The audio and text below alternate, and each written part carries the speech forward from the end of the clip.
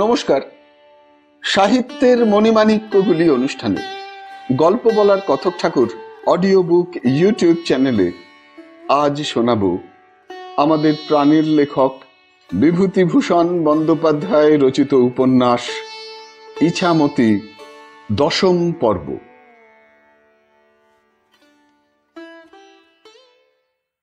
বড় সাহেব ছিহরি সর্দারকে বললে, তোমার মতলব কি আছে? নীল মোরা আর বনবো না সাহেব, মোদের মেরেই ফেলুন আর যে সাজাই দেন। ইহার কারণ কি আছে? কারণ কি বলবো, মোদের ঘরে ভাত নেই, পরনে বস্ত্র নেই, ওই নীলির জন্য। মা কালীর দিব্যি নিয়ে মোরা বলেছি নীল আর বনবো না। কি পাইলে নীল বুনিতে ইচ্ছা আছে? নীল আর বনবো না, ধান করব। যত ধানের জমিতে আপনাদের আমিন গিয়ে দাগ মেরে আসবে, মোরা ধান বুনতে পারিনি। আপনারা নিজেদের জমিতে লাঙল গরু কিনে নিলে চাষ করো, কেউ আপত্তি করবে না। প্রজার জমি জোর করে বেদখল করে নীল করবা কেন সাহেব?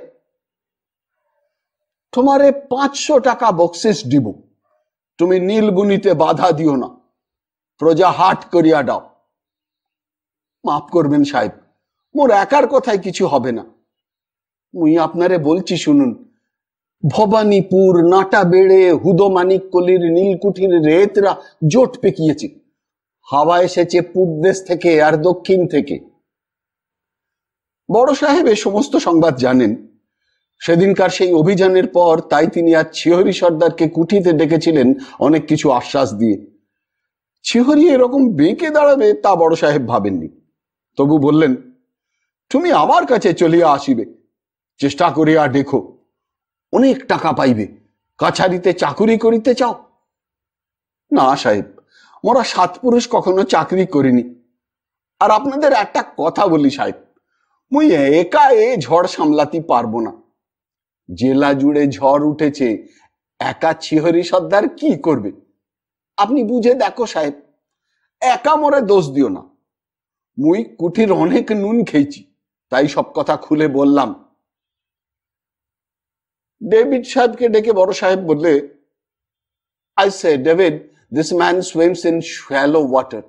Let him go safely out and see that no harm is done to him, not worth the trouble. সেদিন সন্ধ্যার পরে নীলকুঠিতে একটি গুপ্ত বৈঠক আহুত হলো। অনেক খবর এনে দিয়েছে নীলকুঠির চরের দল। জেলার প্রজাবর্গ ক্ষেপে উঠেছে, তারা নীলের দাদন আর নেবে না। ১৭টা নীলকুঠি বিপন্ন। গ্রামে গ্রামে প্রজাদের সভা হচ্ছে, পঞ্চায়েত বৈঠক বসছে। কোন কোন মৌজায় নীলের জমি ভেঙে প্রজারা ডাঁটা শাক আর তিল বুনেছে, এ খবরও পাওয়া গিয়েছে। বৈঠকে ছিলেন কাছাকাছি নীলকুঠির কয়েকজন সাহেব ম্যানেজার, এ কুঠির সিপটন আর ডেভিড। কোনো গোপনীয় ও জরুরি বৈঠকে ওরা কোনো নেটিভকে ডাকে না। ম্যারিসন সাহেব বলেছে, no native need be called, we shall make our decision known to them if necessary. কোল্ডওয়েল সাহেব বললে, ম্যাজিস্ট্রেটের কাছে আরো বন্দুকের জন্য বলো, এ সময় বেশি আগ্নেয়াস্ত্র রাখা উচিত, প্রত্যেক কুঠিতে অনেক বেশি করে। কোল্ডওয়েল ভবানীপুর নীলকুঠির অতি দুর্দান্ত ম্যানেজার। প্রজার জমি বেদখল করবার অমন নিপুণ ওস্তাদ আর নেই। খুন এবং বেপরোয়া কাজে ওর জুড়ি মেলা ভার। তবে কিছুদিন আগে ওর মেম চলে গিয়েছে ওর এক বন্ধুর সঙ্গে, তার কোনো পাত্তাই নেই, সেজন্য ওর মন ভালো নয়। সিপটন সাহেব বললে, These blooming native leaders should be shot like pigs. কোল্ডওয়েল বললে, I say you can go on with your pig sticking afterwards. Now decide what we should do with our impression register. That is why we have met today. এই সময় শ্রীরাম মুচি বেয়ারা শেরির বোতল ও অনেকগুলো decanter ট্রেতে সাজিয়ে ওদের সামনে রেখে দিলে। কোল্ডওয়েল বললে, No sherry for me. I will have a peg of neat brandy. Now sit on, old boy, let us see how you keep your impression registers. This man of yours is reliable. Now it is walls have ears, you see. সিপটন শ্রীরামের দিকে চেয়ে বললে, Oh, he is all right. দাদন খাতা নীলকুঠির অতি দরকারি দলিল। সমস্ত প্রজার টিপসই নিয়ে অনেক যত্নে এই খাতা তৈরি করা হয়। স্বয়ং ম্যাজিস্ট্রেট এসে এই দাদন খাতা পরীক্ষা করে থাকেন। অধিকাংশ কুঠিতে দাদন খাতা দুখানা করে রাখা থাকে, ম্যাজিস্ট্রেটকে আসল খাতাখানা দেখানো হয় না। শিপটন দাদন খাতা পূর্বেই আনিয়ে রেখেছিল টেবিলে, খুলে সবাইকে দেখালে। ম্যালিসন বললে, "This is your original register?" "Yes, the other one is in the office. This I keep always under lock and key." "Sure. You have got this week's Englishman?" "Sure, I have." Coldwell বললে, "It is funny. A deputation waited on the Lieutenant Governor that other day. The blooming old fellow has given them a benediction." Shipton বললে, "As he always does, the old padre." তারপর খুব জোর পরামর্শ হলো সাহেবদের। পরামর্শের প্রধান ব্যাপার হলো প্রজা বিদ্রোহ শুরু হয়ে গিয়েছে। সাহেবদের নীলকুঠি আক্রান্ত হবার সম্ভাবনা কতটা? হলে স্ত্রীলোক ও শিশুদের চুয়াডাঙ্গার বড় কুঠিতে রাখা হবে না কলকাতায় স্থানান্তরিত করা হবে? শিপটন বললে, "I don't think the beggars would dare as much. I will keep them here all right." Coldwell বললে, "Please yourself, old boy. You are the same bull-headed Johnny Shipton as ever. Pass me a glass of sherry, Malison, will you?" Malison ভুরু কুঁচকে হেসে বললে, "Funny, is it not? You said you would have to do nothing with sherry, did you not?" "Sure, I did.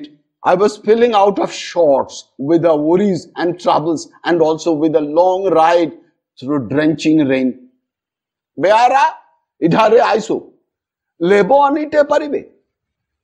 Shipton Shriram মুচির দিকে চেয়ে বললে, "বাগান হইতে লেবো লইয়া আসিবে সাহেবের জন্য। 1 ডজন, 10টা আর 2টা লেবো লইয়া আসিবে, বুঝিলে?" "হ্যাঁ সাহেব।" শ্রীরাম মুচি চলে গেলে সাহেবদের আরো কিছুক্ষণ পরামর্শ চলল। ঠিক হলো চুয়াডাঙ্গার বড় কুঠির ম্যানেজারের কাছে লোক পাঠানো হবে কাল সকালেই। আগ্নেয়াস্ত্র সেখানে কি পরিমাণে আছে, সকল কুঠির মেয়ে ও শিশুদের সেখানে পাঠানো ঠিক হয়েছে সে কথা জানিয়ে দিতে হবে, সেজন্য যেন বড় কুঠির ম্যানেজার তৈরি থাকে। ম্যালিসন শিপটনকে বললে, "You ought not to be alone at present." Shipton মদের গ্লাসে চুমুক দিয়ে বললে, "What do you mean? Alone? Why? Have not I my own men? I must fight this out by myself. Leave everything to me." "Well, all right then." সেদিন রাত্রে সাহেবেরা সকলেই কুঠিতে থাকলো। অন্য সময় হলে চলে যেত যে যার ঘোড়ায় চড়ে, কিন্তু এ সময় ওরা সাহস করলে না একা একা যেতে। শেষ রাত্রে খবর এলেও রামনগরের কুঠি লুট করতে এসেছিল বিদ্রোহী প্রজার দল। বন্দুকের গুলির সামনে দাঁড়াতে না পেরে হটে গিয়েছে। রামনগরের কুঠি এখান থেকে 30 মাইল দূরে। তার ম্যানেজার অ্যান্ড্রু সাহেব কত মেয়ের যে সতীত্ব নষ্ট করেছে তার ঠিক নেই। স্বজাতি মহলও সেজন্য তাকে অনেকে সুনজরে দেখে না। ম্যালিসন শুনে মুখ বিকৃত করে ভুরু কুঁচকে বললে, "Oh, the old beggar." শিপটনের দিকে তাকিয়ে বললে, "You don't see anything significant in that?" Shipton বললে, "I don't see what you mean. I cannot carry on the indigo business here without my men. Without that wily old Dewan to help us, you see. They will not fail me at least, I know." "Very kind of them, if they don't." সাহেবরা ছোট হাজারি খেলে বড় অদ্ভুত ধরনের। এক কাঁসি পান্তা ভাত, 1 dozen লেবুর রস মেখে, রাত্রের টেবিলে ঠান্ডা হ্যাম, 1টা করে আস্ত শশা জন পিছু, 4-5টা করে খয়রা মাছ সর্ষের তেলে ভাজা। বহুদিন বাংলাদেশের গ্রামে থাকবার ফলে ওদের সকলেরই আহার বিহার এদেশের গ্রাম্য লোকের মতো হয়ে গিয়েছে। ওরা আম কাঁঠালের রস দিয়ে ভাত খায়, অনেকে হুঁকোয় তামাক খায়, নিম্ন শ্রেণীর মেয়েদের সঙ্গে মেশে, অনেককে ঘরেও রাখে। ওদের দেখে বিলেত থেকে নবাগত বন্ধু বান্ধবেরা মুখ বেঁকিয়ে নিজেদের মধ্যে বলা বলি করে, "গন নেটিভ।" ওরা গ্রাহ্যও করে না। বেলা বাড়লে সাহেবরা বিদায় নিয়ে চলে গেল। দিন চারেকের মধ্যে সংবাদ এলো আশপাশের কুঠির সব সাহেব স্ত্রী পুত্রদের সরিয়ে দিয়েছে চুয়াডাঙ্গার কুঠিতে অথবা কলকাতায়। দেওয়ান রাজারাম সর্বদা ঘোড়ায় করে কুঠির চারিদিকের গ্রামে বেরিয়ে সংবাদ সংগ্রহ করেন।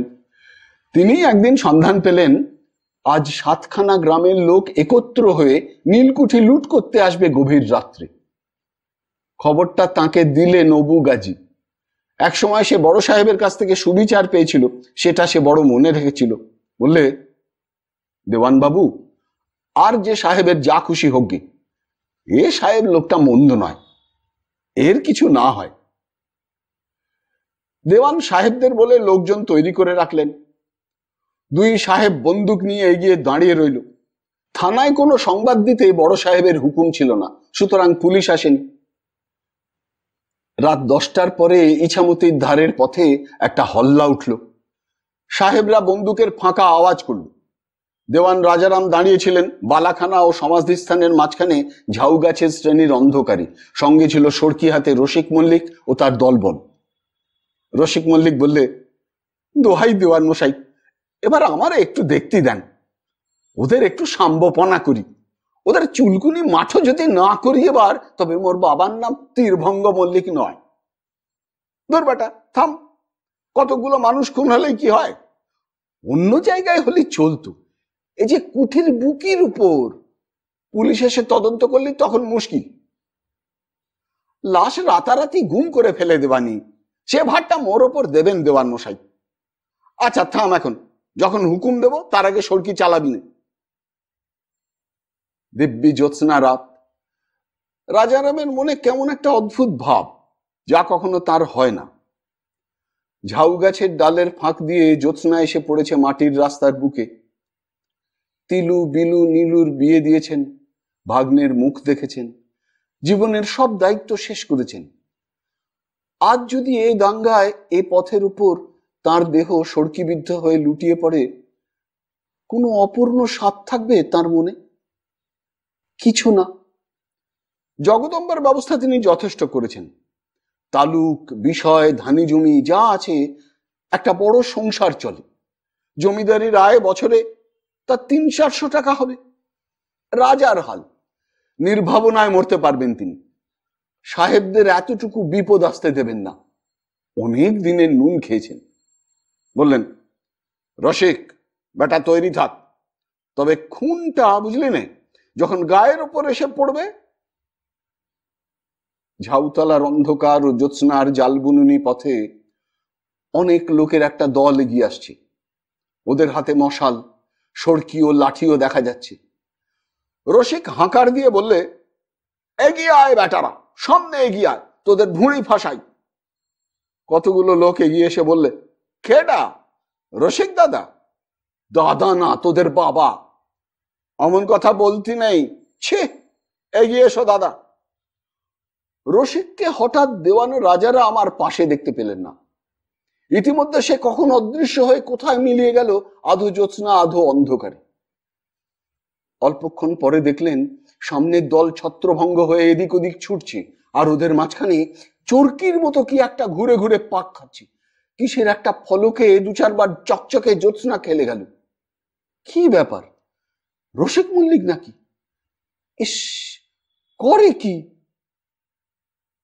খুব একটা হল্লা উঠল কুঠির হাতার বাইরে। তারপরেই সব নিস্তব্ধ। দূরে শব্দ মিলিয়ে গেল, কেউ কোথাও নেই।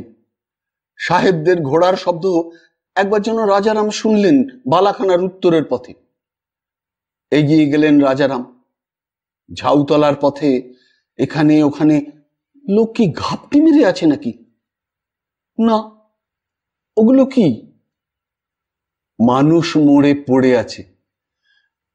1, 2, 3, 4, 5। রসিক বেটা এই করেছে কি? সব সরকির কোপ, শেষ হয়ে গিয়েছে সব কটা।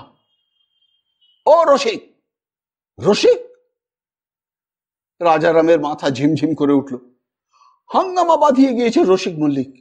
এইসব লাশ এখনই গুম করে ফেলতে হবে, সাহেবদের একবার জানানো দরকার। আধ ঘন্টা পরে গভীর পরামর্শ হচ্ছে দেওয়ান ও ছোট সাহেবের মধ্যে। ডেভিড বললে, 5টা লাশ লুকোবে কনে, সেটা বোঝো আগে। বাউড়ের জলে হবে না, বাঁধালের মুখে লাশ বাঁধবে এসে। তা নয় সাহেব, কোথাও ভাসাবো না। হিরেডোম আর তার শালা কালুকে আপনি হুকুম দিন, আমি এক ব্যবস্থা ঠিক করেছি। কি? আগে করি আসি, তারপর এত্তেলা দেবো। আপনি ওদের হুকুম দিন, রাত থাকতে থাকতে কাজ সারতে হবে, ভোরের আগে সব শেষ করতে হবে, রক্ত থাকলে ধুয়ে ফেলতে হবে পথের উপর। রসিক বেটাকে কিছু জরিমানা করে দেবেন কাল। সেই রাত্রেই সব কাজ মিটিয়ে ভোরের আগে রাজারাম বাড়ি এসে শুয়ে রইলেন। জগদম্বা জিজ্ঞেস করলেন, বাবা, এত কাজের ভিড়, রাত তো শেষ হতে চলল।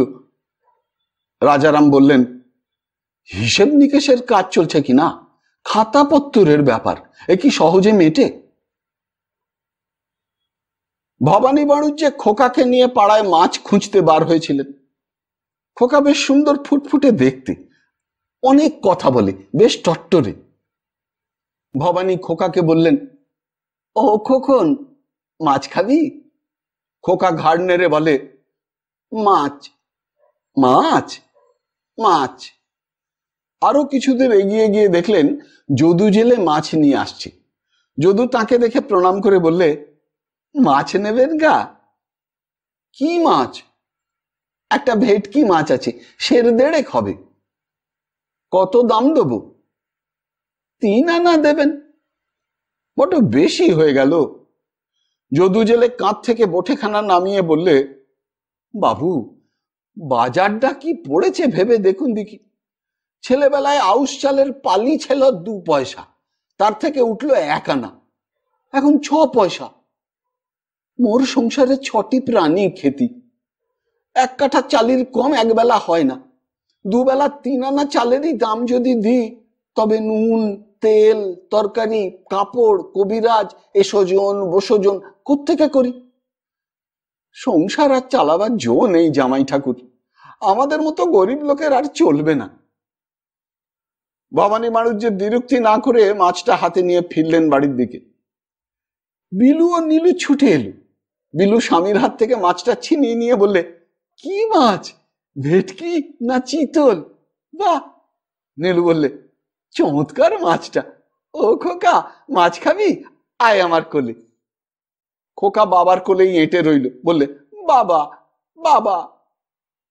সে বাবাকে বড্ড ভালোবাসে। বাবার কোলে সব সময় উঠতে পারে না বলে বাবার কোলের প্রতি তার একটি রহস্যময় আকর্ষণ বিদ্যমান। বিলু চোখ পাকিয়ে বললে, আসবি না? না, থাক, তোর বাবা যেন তোরই খেতি দেয় ভাত রেঁধে। বাবা, মাছ খাবি না তো? খাই, খাই তো, আয়। খোকা আবেদনের সুরে কাঁদো কাঁদো মুখে বাবার দিকে তাকিয়ে বললে, ওই দেখো, অর্থাৎ আমায় জোর করে নিয়ে যাচ্ছে তোমার কোল থেকে। ভবানী জানেন খোকা এই কথাটি আজ অল্প দিন হলো শিখেছে, এই কথাটা বড্ড ব্যবহার করে। বললেন, থাক আমার কাছে, ওকে একটু বেরিয়ে আনি মহাদেব মুখুজ্জের চণ্ডী মণ্ডপ থেকে।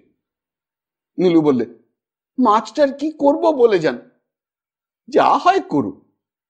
তিলু কোথায়? বড়ি দিতে গিয়েছে বড়দার বাড়ির ছাদে। আপনার বাড়ির তো আর ছাদ নেই, বড়ি দেবে কোথায়? কবে কোঠা করবেন? যাও না, দাদাকে গিয়ে বলো না, কুলিন কুমারী উদ্ধার করেছি, কিছু টাকা বার করতে লোহার সিন্দুক থেকে, 2 তলা কোঠা তুলে ফেলছি। বিয়ে যদি না করতাম, থাকতে থুবড়ি হয়ে কে বিয়ে করতো? এর চেয়ে আমাদের দাদা গলায় কলসি বেঁধে ইছামতির জলে ডুবিয়ে দিল্লি পারতেন। কি বিয়েই দিয়েছেন, আহা, মরি মরি। বুড়ো বর 3 কাল গিয়েছে, 1 কালে ঠেকেছে। বিয়ে দিলেই পারতেন তো যুব বর ধরে। তবে থুবড়ি হয়ে ঘরে ছিলে কেন এতদিন? উদ্ধার হলেই তো পারতে। আমি পায়ে ধরে তোমাদের সাথে গিয়েছিলাম? কান মলে দেবো আপনার। বলেই নীলু ক্ষিপ্র বেগে হাত বাড়িয়ে স্বামীর কানটার অস্বস্তিকর সান্নিধ্যে নিয়ে এসে হাজির করতেই বিলু ধমক দিয়ে বললে, এই, কি হচ্ছে? নীলু ফিক করে হেসে মাছটা নিয়ে ছুটে পালালো। ভবানী খোকাকে নিয়ে পথে বার হয়েই বললেন, কোথায় যাচ্ছি বলতো? খোকা ঘাড় নেড়ে বললে, যাই। কোথায়? মাছ। মহাদেব মুখুজ্জের চণ্ডী মণ্ডপে যাবার পথে একটা বাবলা গাছের ওপর লতার ঝোপ, নিবিড় ছায়া সে স্থানটিতে। বাবলা গাছের ডালে কি একটা পাখি বাসা বেঁধেছে। ভবানী গাছতলার ছায়ায় গিয়ে খোকাকে কোল থেকে নামিয়ে দাঁড় করিয়ে দেন। ওই দেখ খোকা, পাখি। খোকা বলে, পাখি? পাখি নিবি? পাখি, খুব ভালো, তোকে দেব। খোকা কি সুন্দর হাসে বাবার মুখের দিকে চেয়ে। না, ভবানীর খুব ভালো লাগে এই নিষ্পাপ সরল শিশুর সঙ্গ। এর মুখের হাসিতে ভবানী খুব বড় কি এক জিনিস দেখতে পান। নিবি খোকা? হ্যাঁ, খোকা ঘাড় নেড়ে বলে। ভবানীর খুব ভালো লাগলো এই হ্যাঁ বলা ওর। এই প্রথম ওর মুখে এই কথা শুনলেন। তাঁর কানে প্রথম উচ্চারিত ঋক মন্ত্রের ন্যায় ঋদ্ধিমান ও সুন্দর। কটা নিবি? একখানা। বেশ, একখানাই দেবো, নিবি? খোকা ঘাড় দুলিয়ে বলে হ্যাঁ। পরক্ষণেই বলে বাবা। কি? মা। তার মানে বাই। এই তো এলি বাড়ি থেকে, মা এখন বাড়ি নেই। খোকা যে কটি মাত্র শব্দ শিখেছে তার মধ্যে একটা হলো ওখানে। এই কথাটা কারণে অকারণে সে প্রয়োগ করে থাকে। সম্প্রতি সে হাত দিয়ে সামনের দিকে দেখিয়ে বললে ওখানে। ওখানে নেই, কোথাও নেই। ওখানে না, চল বেরিয়ে আসি। কোল থেকে নামবি? হাঁটবি? আটি। খোকা ভবানীর আগে আগে বেশ গুটগুট করে হাঁটতে লাগলো। খানিকটা গিয়ে আর যায় না। ভয়ের সুরে সামনের দিকে হাত দেখিয়ে বললে শিয়াল। কই? শিয়াল নয়, একটা বড় শামুক রাস্তা পার হচ্ছে। ভবানী খোকার হাত ধরে এগিয়ে নিয়ে চলল। চলো, ও কিছু নয়। খোকা তখনও নড়ে না, হাত দুটো তুলে দিলে কোলে উঠবে বলে। ভবানী বললেন না, চলো, ওতে ভয় কি, এগিয়ে চলো। খোকার ভাবটা হলো ভক্তের অভিযোগহীন আত্মসমর্পণের মতো। সে বাবার হাত ধরে এগিয়ে চলল শামুকটাকে ডিঙিয়ে, ভয় ভয় যদিও, তবুও নির্ভরতার সঙ্গে। ভবানী ভাবলেন আমরাও যদি ভগবানের উপর এই শিশুর মতো নির্ভরশীল হতে পারতাম। কত কথা শেখায় এই খোকা তাঁকে। বৈষয়িক লোকদের চণ্ডীমণ্ডপে বসে বাজে কথায় সময় নষ্ট করতে তার যেন ভালো লাগে না আর। এক মহান শিল্পীর বিরাট প্রতিভার অবদান এই শিশু। ওপরের দিকে চেয়ে বিরাট নক্ষত্র লোক দেখে তিনি কত সময় মুগ্ধ হয়ে গিয়েছেন। সেদিকে চেয়ে থাকাও একটি নীরব ও অকপট উপাসনা। পশ্চিমে তার গুরুর আশ্রমে থাকবার সময় চৈতন্য ভারতী মহারাজ কতবার আকাশের দিকে আঙুল দেখিয়ে বলতেন ওই দেখো সেই বিরাট অক্ষর পুরুষ। অগ্নির মূর্ধা চাক্ষুষী চন্দ্র সূর্যৌ দ্বিষ শ্রোত্রে বাগবৃত্তাশ্চ বেদা বায়ু প্রাণ হৃদয়ং বিশ্বমস্য পদ্যাং পৃথিবী হেষ সর্বভূতান্তরাত্মা। অগ্নি যার মস্তক, চন্দ্র ও সূর্য চক্ষু, দিক সকল কর্ণ, বেদ সমূহ বাক্য, বায়ু প্রাণ, হৃদয় বিশ্ব, পাদোদ্দয় পৃথিবী। ইনি সমুদয় প্রাণীর অন্তরাত্মা। তিনিই আকাশ দেখতে শিখিয়েছিলেন। তিনি চক্ষু ফুটিয়ে দিয়ে গিয়েছেন। তিনি শিখিয়েছিলেন যেমন প্রজ্বলিত অগ্নি থেকে সহস্র সহস্র স্ফুলিঙ্গ বার হয়, তেমনি সেই অক্ষর পুরুষ থেকে অসংখ্য জীবের উৎপত্তি হয় এবং তাতেই আবার বিলীন হয়। উপনিষদের সেই অমর বাণী। এই শিশু সেই অগ্নির একটি স্ফুলিঙ্গ, সুতরাং সেই অগ্নিই নয় কি? তিনি নিজেও তাই নয় কি? এই বনঝোপ, এই পাখিও তাই নয় কি? এই নিষ্পাপ শিশুর হাসি ও অর্থহীন কথা অন্য এক জগতের সন্ধান নিয়ে আসে তাঁর কাছে। এই শিশু যেমন ভালোবাসলে তিনি খুশি হন, তিনিও তো ভগবানের সন্তান। তিনি যদি ভগবানকে ভালোবাসেন, ভগবানও কি তাঁর মতো খুশি হন না? তিনি বহুদিন চলে এসেছেন সাধু সঙ্গ ছেড়ে। সেখানে অমৃত নিঃসন্দিনী ভাগবতী কথা ব্যতীত সকাল থেকে সন্ধে পর্যন্ত অন্য প্রসঙ্গ ছিল না। অসীম তারাভরা যামিনীর বিভিন্ন জামগুলি বেপে বিনিদ্র জ্ঞানী ও ভক্ত অপ্রমত্ত মন সংলগ্ন করে রাখতেন বিশ্বদেবের চরণ কমলে। হিমালয়ের বনভূমির প্রতি বৃক্ষপত্রে যুগ যুগান্ত ব্যাপী সেই উপাসনার রেখা আঁকা আছে, আঁকা আছে তুষার ধারার রজত পটে। তাঁদের অন্তর্মুখী মনের মৌন প্রশান্তির মধ্যে যে নিভৃত বনকুঞ্জ, সেখানে সেই পরম সুন্দর দেবতার উদ্দেশ্যে প্রেমার্ঘ্য নিবেদিত হতো আকুল আবেগের সুরভিতে। আরো উচ্চ স্তরের ভক্তদের স্বচক্ষে তিনি দেখেননি, কিন্তু তাঁদের সন্ধান নেমে এসেছে তুষার স্রোত বেয়ে বেয়ে উচ্চতর পর্বত শিখর থেকে।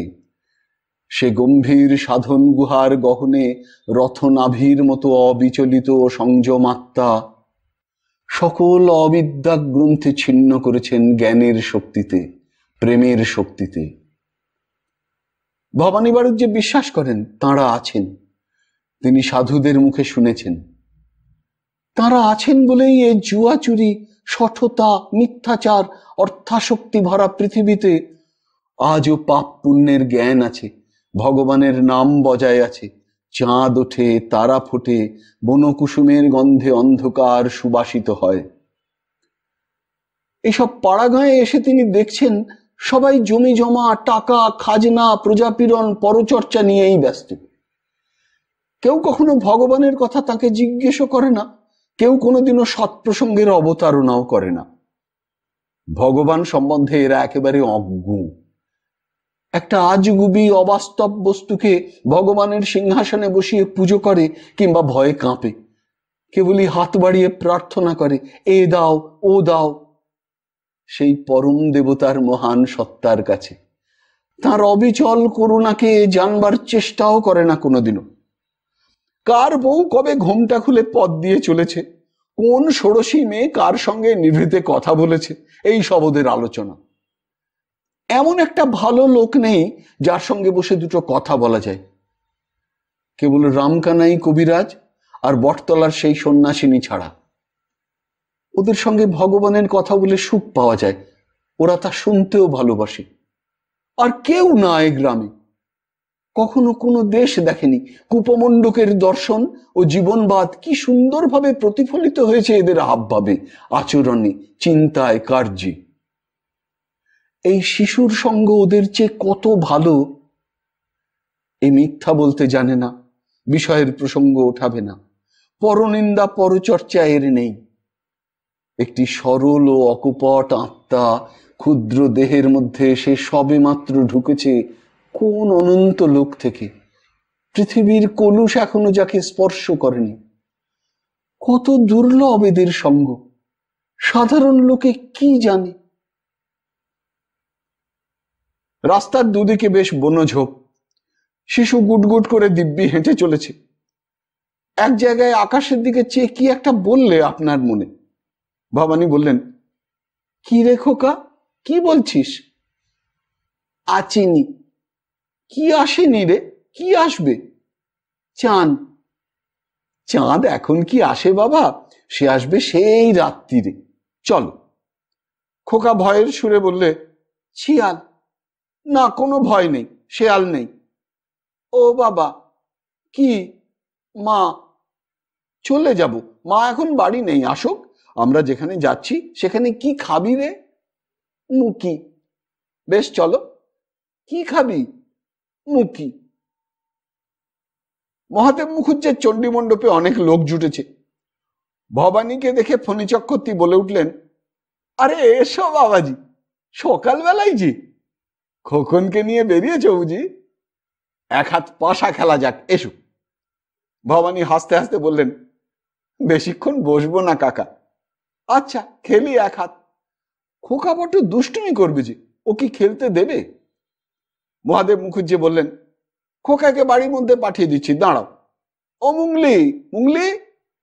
না থাক কাকা, ও অন্য কোথাও থাকতে চাইবে না, কাঁদবে। চণ্ডীমণ্ডপ হচ্ছে পল্লীগ্রামের একটি প্রতিষ্ঠান।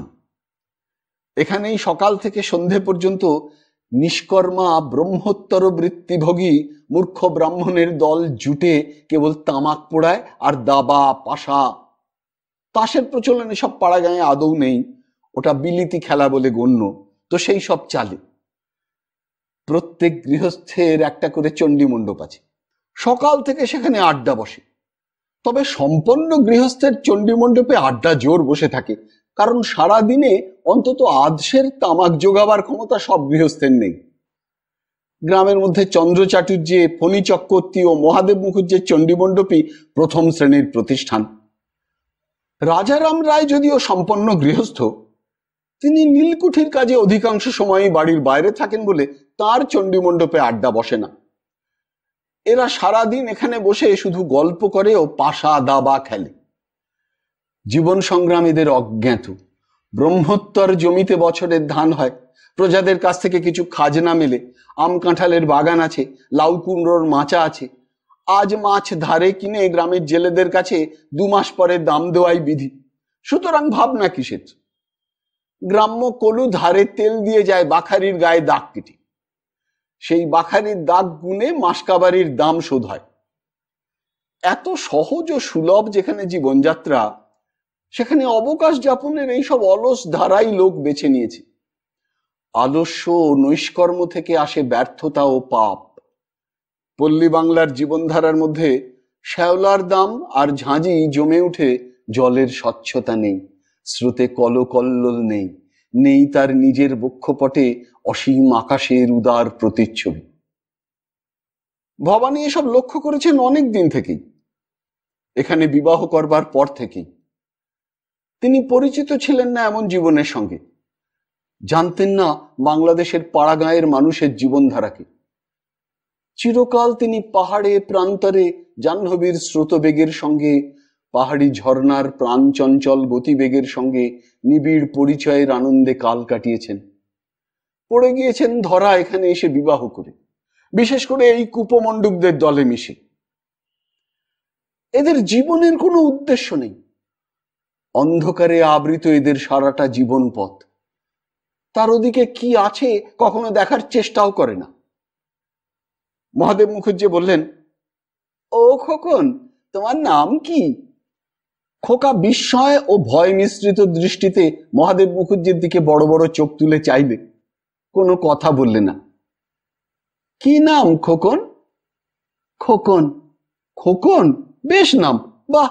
ওহে, এবার হাতটা আমার, দানটা কি পড়লো? কিছুক্ষণ খেলা চলবার পরে সকলের জন্য মুড়ি ও নারকোল কোড়া এলো বাড়ির মধ্যে থেকে। খাবার খেয়ে আবার সকলে দ্বিগুণ উৎসাহে খেলায় মাতল। এমন ভাবে খেলা করে এরা যেন সেটাই এদের জীবনের লক্ষ্য। এমন সময় সত্যম্বর চাটুর্যের জামাই শ্রীনাথ ওদের চণ্ডী মণ্ডপে ঢুকলো। সে কলকাতায় চাকুরি করে, সুতরাং এই অঞ্চলের মধ্যে একজন মান্যগণ্য ব্যক্তি। এ গ্রামের কোনো ব্রাহ্মণই এ পর্যন্ত কলকাতা দেখেননি, এমনকি স্বয়ং দেওয়ান রাজারাম পর্যন্ত এই দলের, কেননা কোনো দরকার হয় না কলকাতা যাওয়ার। কেন যাবেন তারা একটি অজানা শহরের 7 অসুবিধে ও নানা কাল্পনিক বিপদের মাঝখানে? ছেলেদের লেখাপড়ার বালাই নেই, নিজেদের জীবিকা অর্জনের জন্য পরের দরে ধর্ণা দিতে হয় না। ফণী চক্রবর্তী বললেন, এসো বাবাজি, কলকাতার কি খবর? শ্রীনাথ অনেক আজগুবি খবর মাঝে মাঝে এনে দেয় এ গায়ে। বাইরের জগতের খানিকটা হাওয়া ঢোকে এরই বর্ণনার বাতায়ন পথে। সম্প্রতি এখনই সে একটা আজগুবি খবর দিলে, বললে, মস্ত খবর হচ্ছে আমাদের বড় লাটকে একজন লোক খুন করেছে। সকলে একসঙ্গে বলে উঠল, খুন করলে? কে খুন করলে? একজন ওহাবি জাতীয় পাঠান। মহাদেব মুখুজ্জে বললেন, আমাদের বড় লাট কে যেন ছিল? লাড মেও। লাড মেও? চণ্ডী মণ্ডপে পাশা খেলা আর জমল না। লর্ড মেও মরুন বা বাঁচুন, তাতে এদের কোনো কিছু আসে যায় না, এই নামটাই সবাই প্রথম শুনল। তবে নতুন একটা যা হয় ঘটলো এদের প্রাত্যহিক একঘেয়েমির মধ্যে, সেটাই পরম লাভ। শ্রীনাথ খুব সবিস্তারে কলকাতার গল্প করলে, আপিস আদালত কিভাবে বন্ধ হয়ে গেল সংবাদ আসা মাত্রই। বেলা দুপুর ঘুরে গেল, খোকাকে নিয়ে ভবানী বাড়ুজ্যে বাড়ি ফিরতেই তিলুর বকুনি খেলেন। কি আক্কেল আপনার জিজ্ঞেস করি? কোথায় ছিলেন খোকাকে নিয়ে দুপুর পর্যন্ত? ও খিদে যে টাটা করছে, কোথায় ছিলেন এতক্ষণ? খোকা দুহাত বাড়িয়ে বললে, মা মা। ভবানী বললেন, রাখো তোমার সব কথা। লাড মেয়েও খুন হয়েছেন শুনেছ? সে আবার কে গা? বড় লাট, ভারতবর্ষের বড় লাট। কে খুন করলে? একজন পাঠান। আহা, কেন মারলে গা? ভারী দুঃখ লাগে। লর্ড মেও খুন হবার কিছুদিন পরেই নীলকরদের বড় সংকটের সময় এলো। নীলকর সাহেবদের ঘন ঘন বৈঠক বসতে লাগলো। ম্যাজিস্ট্রেট সাহেব নিজের আর্দালি পাঠিয়ে যখন তখন পরোয়ানা জারি করতে লাগলেন। রাজারাম ঘোড়ায় করে যাচ্ছিলেন নীলকুঠির দিকে। রামকানাই কবিরাজ একটা গাছের তলায় দাঁড়িয়ে আছে। বললে, একটু দাঁড়াবেন দেওয়ান বাবু? রাজারাম ভ্রু কুঞ্চিত করে বললেন, কি? একটু দাঁড়ান, একটা কথা শুনুন। আপনি আর এগোবেন না। কানসোনার বাগদিরা দল বেঁধে দাঁড়িয়ে আছে ষষ্ঠীতলার মাঠে। আপনাকে মারবে, লাঠি নিয়ে তৈরি আছে। আমি জানি কথাটা, তাই বললাম। অনেকক্ষণ থেকে আপনার জন্যই দাঁড়িয়ে আছি। কে কে আছে দলে? তা জানি নে বাবু, আমি গরিব লোক। কানে আমার কথা গেল, তাই বলি অধর্ম করতে পারবো না। ভগবানের কাছে এর জবাব দিতে হবে তো একদিন। আপনি ব্রাহ্মণ, আপনাকে সাবধান করে দেবার ভার তিনিই দিয়েছেন আমার ওপর। তবু রাজারাম ঘোড়া নিয়ে এগিয়ে যেতে উদ্যত হয়েছেন দেখে রামকানাই কবিরাজ হাত জোড় করে বললে, দেওয়ান বাবু, আমার কথা শুনুন। বড্ড বিপদ আপনার, মোটে এগোবেন না। বাবু শুনুন, ও বাবু, কথাটা। ততক্ষণে রাজারাম অনেক দূর এগিয়ে চলে গিয়েছেন। মনে মনে ভাবতে লাগলেন, রামকানাই লোকটা মাথা পাগল নাকি? এত অপমান হলো নীলকুঠির লোকের হাতে, তিনি তার মূল, অথচ কি মাথা ব্যথা ওর পড়েছিল তাকেই সাবধান করে দিতে। মিথ্যে কথা সব। ষষ্ঠীতলার মাঠে তার ঘোড়া পা দেওয়ার সঙ্গে সঙ্গে বিপদ শুরু হলো। মস্ত বড় একটি দল লাঠি সোঁটা নিয়ে তাকে চারদিক থেকে ঘিরে ফেললেন। রাজারাম দেখলেন এদের মধ্যে বাঁধালের দাঙ্গায় নিহত রামু বাগদির বড় ছেলে হারু আর তার শালা নারায়ণ বড় সর্দার। পলকে প্রলয় ঘটল। একদল চেঁচিয়ে হেঁকে বললে, এই বাটা, নাম এখানে, আজ তোরে আর ফিরে যেতে হবে না। নারায়ণ বললে, ও বেটা সাহেবের কুকুর, তোর মুন্ডু নিয়ে আজ ষষ্ঠীতলার মাঠে ভাঁটা খেলবো দেখ। অনেকে একসঙ্গে চেঁচিয়ে বললে, অত কথায় দরকার কি? ঘাড় ধরে নামা, নেমিয়ে নিয়ে বুকে হাঁটু দিয়ে জেঁকে বসে কাতানের কোপে মুন্ডুটা উড়িয়ে দে। হাড়ু বললে, তোরা সর, মই দেখি মোর বাবারে ওই শালা ঠেঙিয়ে মেরে লেঠেল পেটিয়ে। একজন বললে, তোর সেই রসিক বাবা কোথায়? তাকে ডাক, সে এসে তোকে বাঁচাক। জমালয়ে যে এখনই যেতে হবে বাঁচাদন। সাই করে একটা হাত সরকি রাজারামের বাঁ দিকের পাঁজরা ঘেঁষে চলে গেল। রাজারামের ঘোড়া ভয় পেয়ে ঘুরে না দাঁড়ালে সেই ধাক্কাতেই রাজারাম কাবার হয়েছিলেন। তার মাথা তখন ঘুরছে, চিন্তার অবকাশ পাচ্ছেন না। চোখে সর্ষের ফুল দেখছেন, নারকোল গাছে যেন ঝড় বাঁধছে। কি যেন সব হচ্ছে তার চারিদিকে। রামকানাই কবিরাজ গেল কোথায়? রামকানাই? তার মাথায় একটা লাঠির ঘা লাগলো, মাথাটা ঝিমঝিম করে উঠল। আবার তার বাঁদিকের পাঁজরে খুব ঠান্ডা তীক্ষ্ণ স্পর্শ অনুভূত হলো। কি হচ্ছে তার? এত জল কোথা থেকে আসছে? কে যেন বললে, শালা, রামুর কথা মনে পড়ে। রাজারাম হাত উঠিয়েছেন সামনের একজনের লোকের লাঠি আটকাবার জন্য। এত লোকের লাঠি তিনি ঠেকাবেন কি করে? এত জল এলো কোথা থেকে? অতি অল্পক্ষণের জন্য একবার চেয়ে দেখলেন নিজের কাপড়ের দিকে। সঙ্গে সঙ্গে রাজারামের যেন বমির ভাব হলো। খুব জ্বর হলে যেমন মাথা ঘোরে, দেহ দুর্বল হয়ে বমির ভাব হয়, তেমনি পৃথিবীটা যেন বন বন করে ঘুরছে। তিলুর সুন্দর খোকাটা দূর মাঠের উপরান্তে বসে যেন আনমনে হাসছে। কেমন হাসে! রাজারাম আর কিছু জানেন না। চোখ বুজে এলো। অমাবস্যার অন্ধকার নেমে এসেছে গোটা দুনিয়াটায়। রামকানাই কবিরাজের ভীত ও আকুল আবেদনে সন্ত্রস্ত গ্রামবাসীরা যখন লাঠি সোঁটা নিয়ে দৌড়ে গেল ষষ্ঠীতলার মাঠে, তখন রাজারামের রক্তাপ্লুত দেহ ধুলোতে লুটিয়ে পড়ে আছে।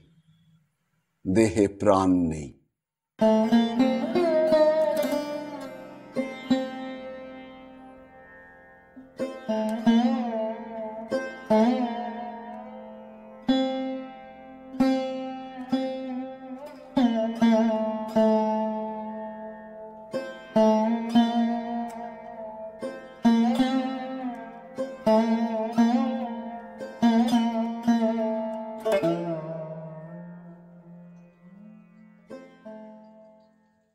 শুনলেন বিভূতিভূষণ বন্দ্যোপাধ্যায় রচিত উপন্যাস ইছামতি 10ম পর্ব।